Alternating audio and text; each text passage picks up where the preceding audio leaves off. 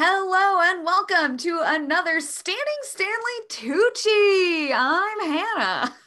I'm David. We're two huge Stan Tucci stans, and Yeah, we're watching every single thing that he's ever been in, according to IMDb. So yep. today we're watching Men of Respect, a 1990 film set in New York that follows the story of the Scottish play. David, I don't think it can be called the Scottish play after this. This movie has remade it in a new image. Oh yeah, it's now the Italian play Yeah. because they're mobsters instead of Scottish kings. Yeah, it's Macbeth in New York. In New York, only in New York. Only in New York. So we wanted to watch this film because Tucci's in it. He has a somewhat prominent speaking role. He shows his face a lot. He shows the back of his head even more than his face for whatever reason. And this is one of the first movies that we're seeing that actually has him on the cover, on the Yeah, poster. So that's he's moving up in the world. He's getting his yeah, name on things. yeah. Um, but the basic plot is that John Turturro plays Macbeth, but he's Michael Battaglia. You know, Yeah. it's like Macbeth, but it's Mike Battaglia. I don't know. It's terrible. And also this performance is terrible. No, yeah, it's not his best performance. But no one really turns in their best performance here. I don't think No. it's a remarkably dull movie for like a mob movie. It's really It slow paced. Maybe that's the Shakespeare sort of bleeding through, but I mean, really, just it's like mostly just dialogue about like, oh, we can't kill this guy. Oh, but we gotta kill this guy. Oh, but we can't kill this guy. but every time I don't know, just like the production value on this could not have been high, or if it was, I don't know how they spent that budget because this was made in like 1990. But like it looks like it was a student film, you know, like all of the camera work is really weird and just has this like amateur kind of vibe to it. And Yeah, like, I mean, it's definitely cheap. I mean, the movie yeah, opens and it's got like this synth '90s score with like extremely synthy trumpets, but playing yeah, like mob type music. I yeah. don't know, Italian-ish sounding, ethnically indistinct music, Mediterranean. Mediterranean music. Yeah.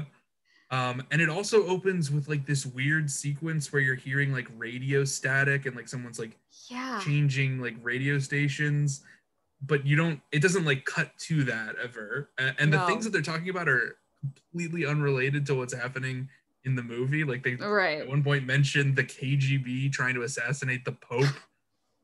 Like maybe this is establishing like setting for somebody, but I have no idea when the KGB tried to kill the Pope. So No. it could be Did any that year. happen though? Like I'm sure they tried. I mean, who likes the Pope? Catholics? Right. Well, Jews here, so we don't know. um, Um, yeah. Uh so so what's yeah. Tucci's role in all this? What is He's who's Tucci playing? he's the son of the king, you know. He is the inheritor of the mob boss. Right. You His know, his he name's Mal. Whatever the crime family's called. yeah. Mal. Mal What is stereotype. Like Mal this stereotype like over this here? movie was not written by Italians because Maybe I don't know. there's zero respect for like any kind of Italian culture. It's a lot of just like mamma mia. Oh We run a no. restaurant. You want I should be a mob boss, eh? Okay, Right. pops. You know, like it's very We're men of respect. We're people of we got to respect each other with our right. respectfulness. So there's that. But then the thing that's a dead giveaway, David, is the fact that the name of the restaurant that the Macbeth character owns is just called Fedora Restaurant. Yeah, come on, get your fedora on and let's go to Fedora Like, do restaurant. you eat fedoras there? It's not even like No. Fedora Restaurante, it's just I don't know. like Maybe that's a real Fedora restaurant. restaurant. You live in New York, right? Google I where mean, Fedora restaurant is. fine, I will. I'll do that right now and we will see if there is a Fedora restaurant. Yeah, so there is, I have looked it up. We have an answer. There Okay, is a closed American style restaurant called Fedora in Manhattan that there no you longer go. exists. There you go. But it no American longer style. exists. That No, no, sounds no. like a front for the mob. It's not Italian, but near where you and I grow up, David, Google Maps Uh-huh. got a hit for Fedora Bistro Cafe, which is still in business. We So should go. We should go. anyone who's near Trenton, New Jersey, it's there. It's waiting for you. So the crime family is the D'Amico crime family. So Stan Tucci is the son, the first son, and heir to the throne of the capo. He's Mal D'Amico, and his he's got a brother named Don, and his dad is Charlie, and they're all in love with this Mike Battaglia, John Turturro guy because Yeah. he's a badass and he kills the people good. Right, which is again, it's all just beat for beat, exactly Macbeth. Right. Like Macbeth does good thing, gets promoted. His wife's Yeah, like, everything I know about hey you Macbeth loser. I learned from the Macbeth in Space episode of Jimmy Neutron. So So never what read do the you book. know? What do you know There's a about Macbeth? Macbeth. There's Lady Macbeth, and Lady Macbeth tells Macbeth to kill his king and become king. And there's witches, the weird sisters, and they say bubble bubble, toil and trouble. And there's a prophecy that he's going to become king, but that he's gonna screw everything up, and it's going to be sort of a twisted prophecy. And then in the end, he dies because it's Shakespeare. Well, no, because it's a tragedy. Well, yeah, it's a Shakespearean tragedy Yeah. as well.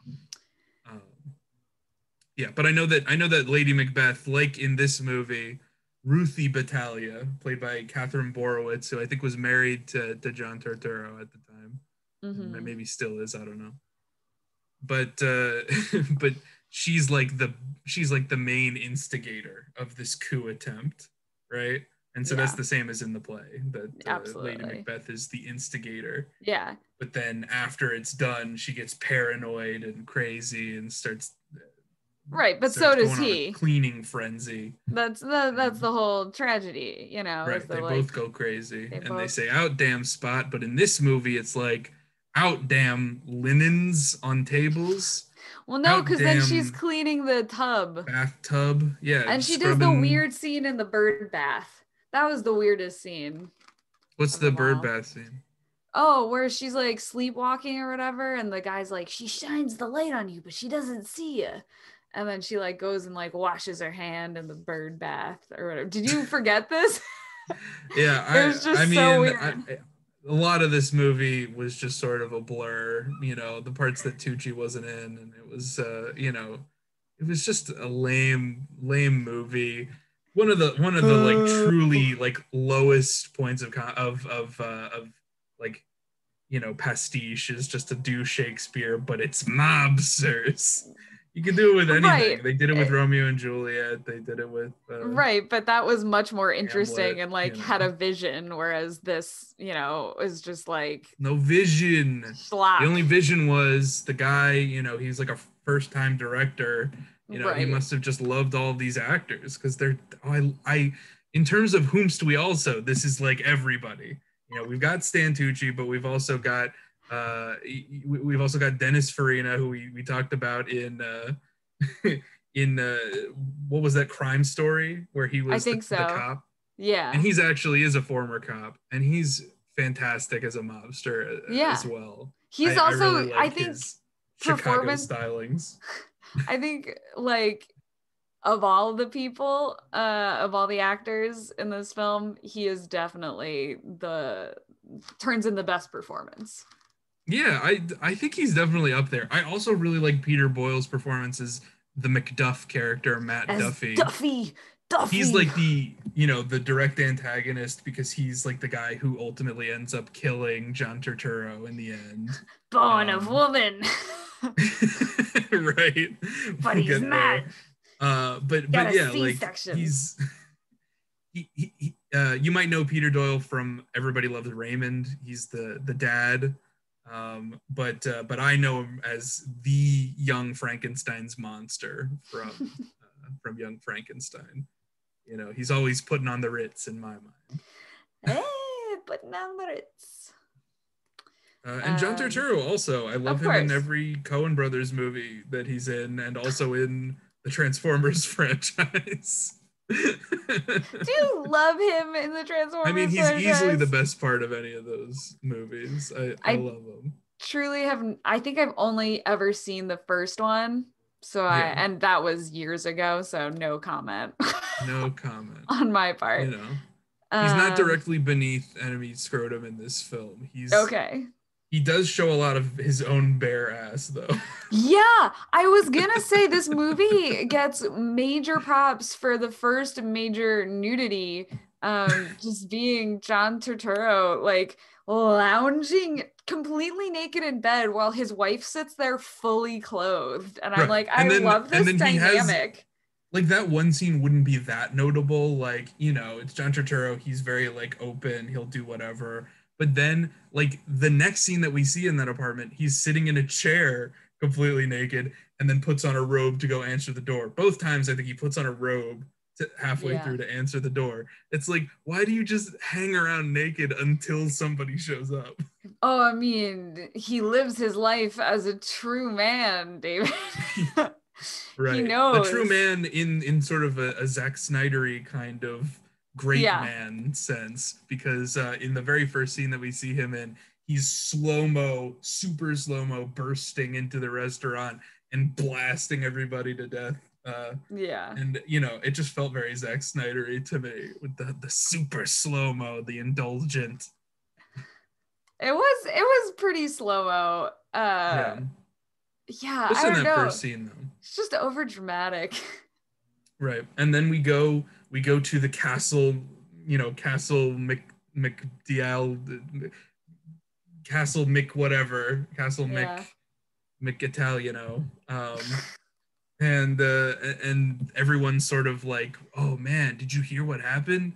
John Turturro like killed the Greek, and now he's a hero. So we're gonna make him a made man." And they have the whole ceremony where they cut their hands and then do a blood handshake, and they keep talking about being a man of respect. Yeah. But Batalia's not concerned with that. He's got to go see this old lady. Well, no, he's like hiding from like other gangsters who are trying to like get him in reprisals or whatever. And then he like Yeah, stumbles across this lady, and then it's yeah. He's the there weird with Farina, sisters. who's playing like a Shylock, and I was thinking like, Shylock, that's the wrong And that's Shakespeare. the wrong play. But This he is describes this himself is as a fucking Shylock. It's anti-Semitic. funny. Um, yeah.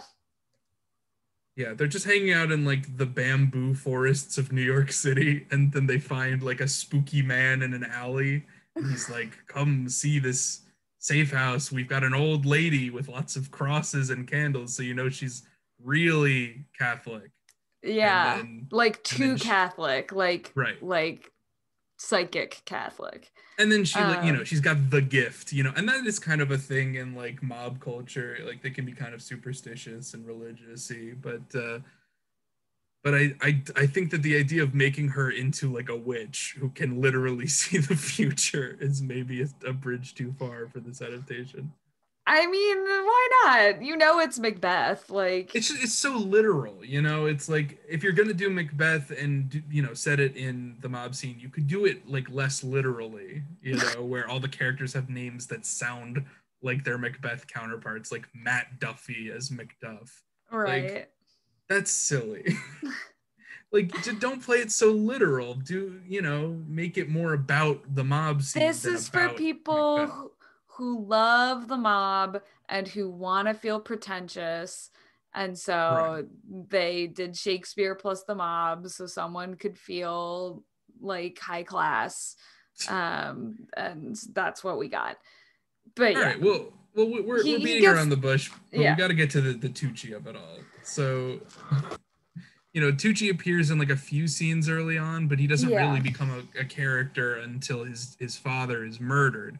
At which yes, point he promptly bursts onto the scene, shirt open, his pecs glistening in the sun, and and he is very distraught and distressed, but also very very attractive looking.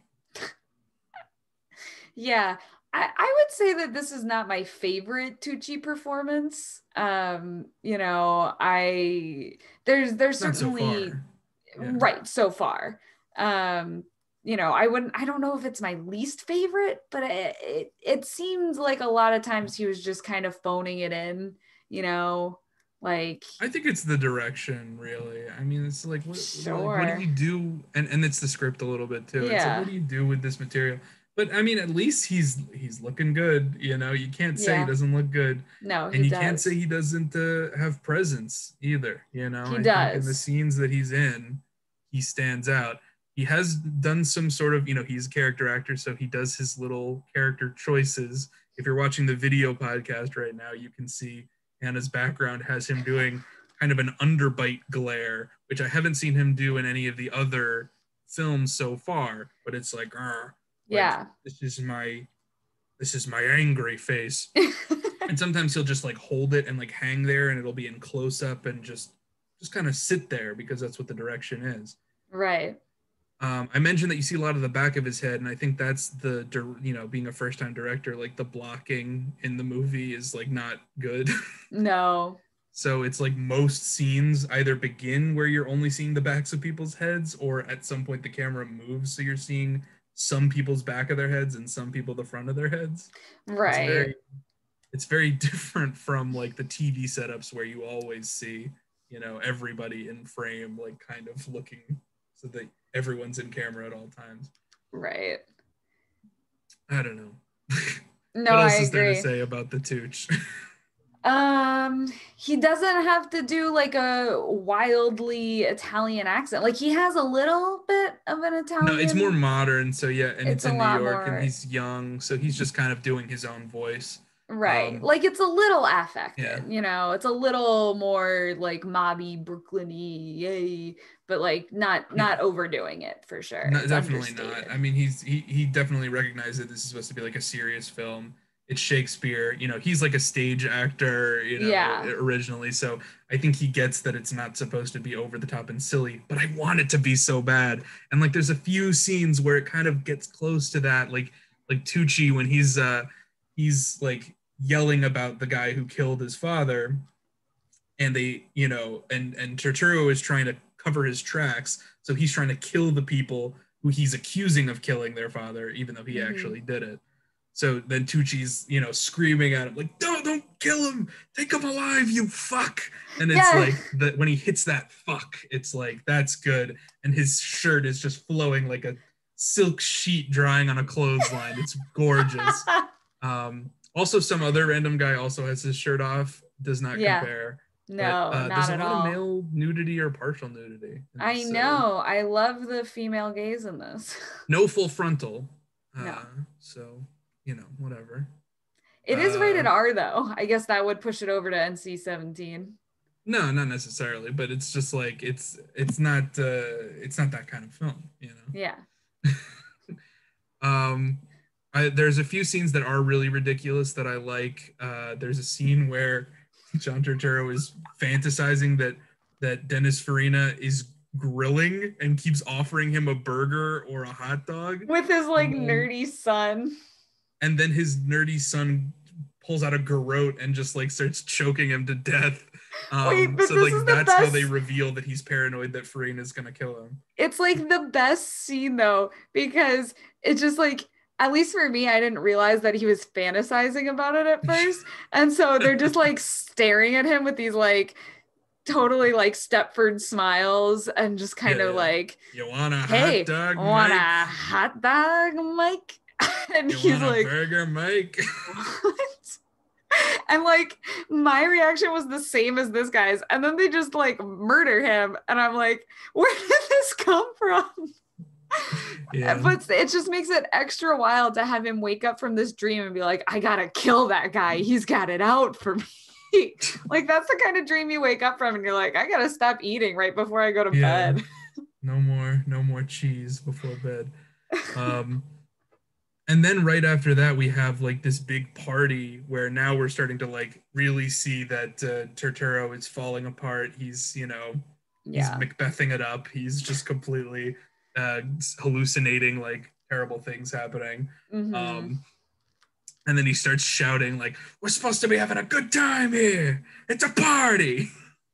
And like I like it when he goes over the top like that. And then I also Yeah. really like it when he starts hallucinating Dennis Farina as just like a A zombie. zombie at the party. And like the frame rate drops, so it's like I don't know what movie that's like a reference to, but like there's definitely like horror movies where they like drop the frame rate and it becomes all like jumpy, like the Oh. image.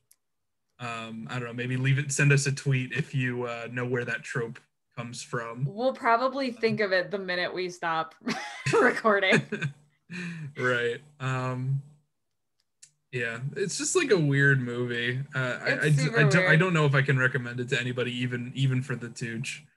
I mean, like if you're interested in Shakespeare adaptations, I guess check it out. Like, Right.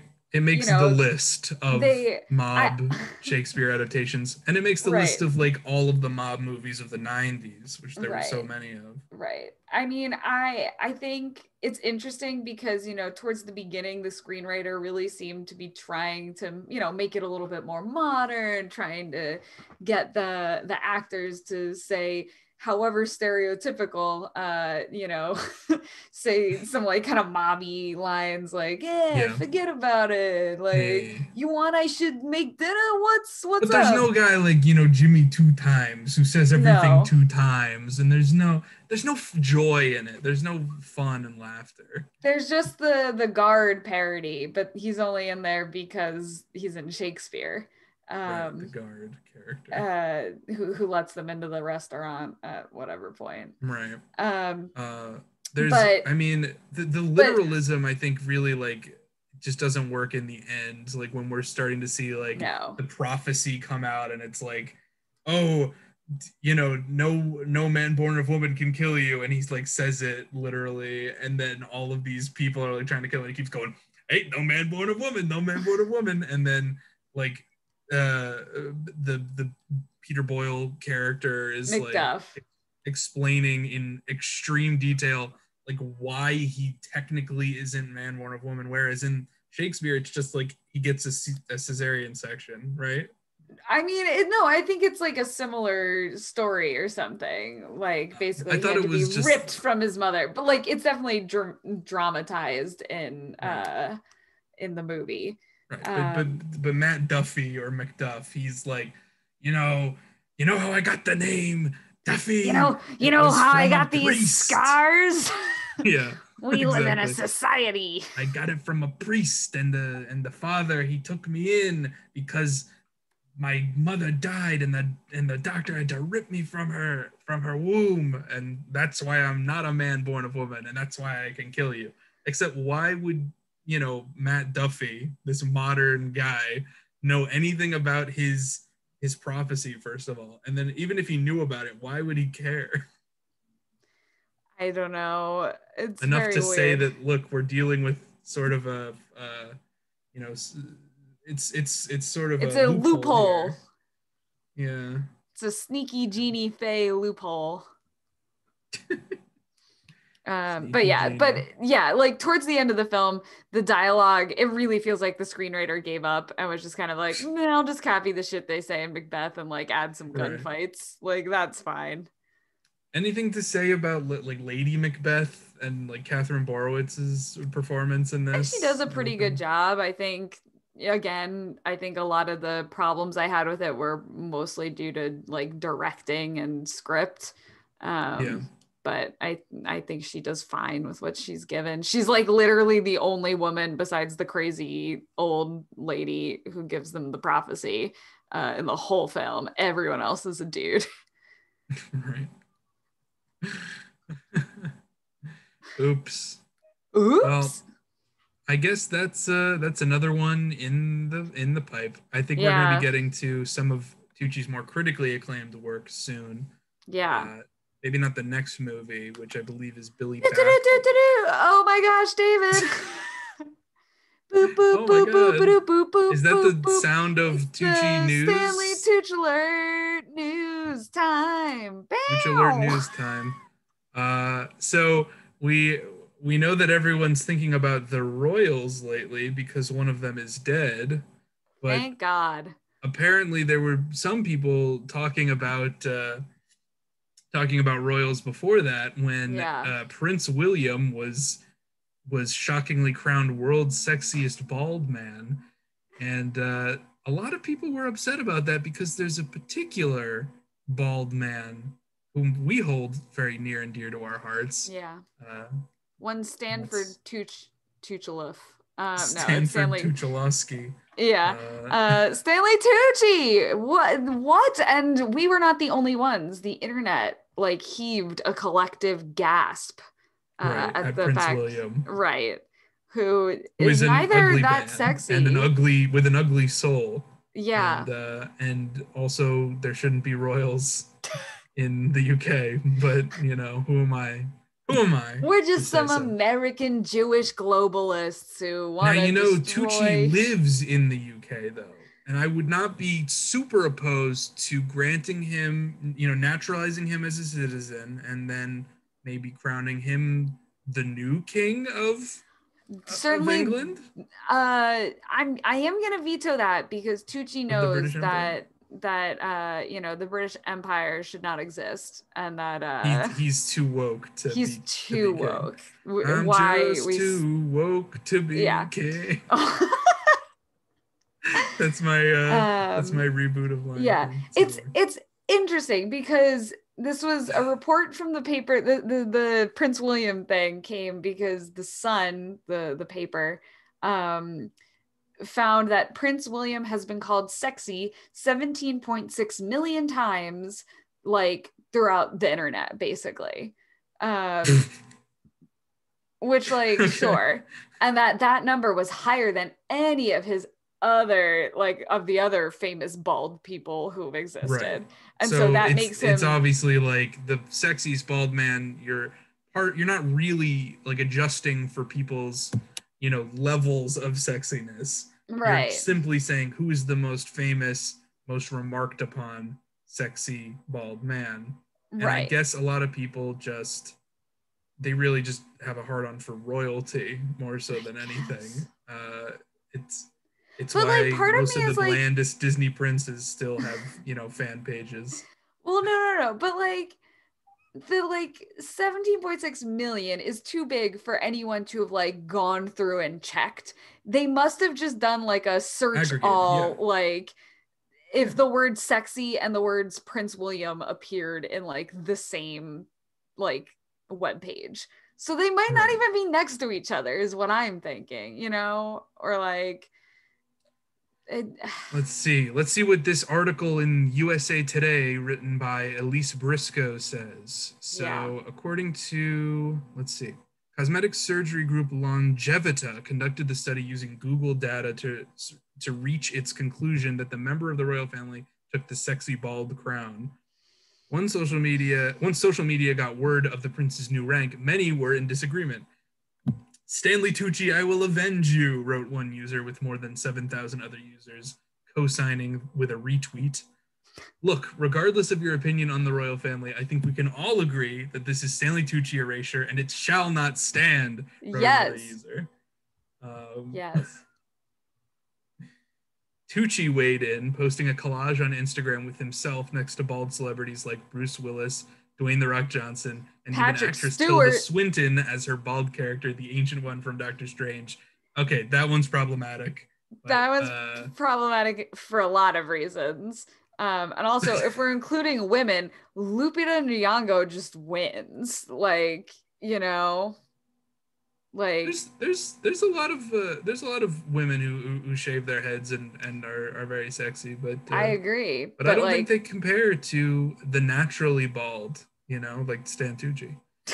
So Stan Tucci nominates himself, but he also recognizes that there's a lot of other sexy bald people who are more sexy than Prince William. So he's got Bruce Willis on there, Dwayne the Rock Johnson, Jason Statham, Patrick Stewart, LL Cool J. There's a lot more bald people and people who have played roles where they've shaved their heads or wore bald caps that are sexier than Prince William. And so yeah, Tucci, I respect that you're willing to share the fame, but it's you. It's you all it's the you. way. It's always You been you. you've won our hearts. We give them to you. And we will be back with more Tucci in 2 weeks, but tune in next week for a talking trope extravaganza. I don't know. It'll be a normal episode, but we'll Another have, normal average episode of Talking Tropes. yeah. All right. But you'll enjoy Catch you it. guys later and keep on standing. Bye.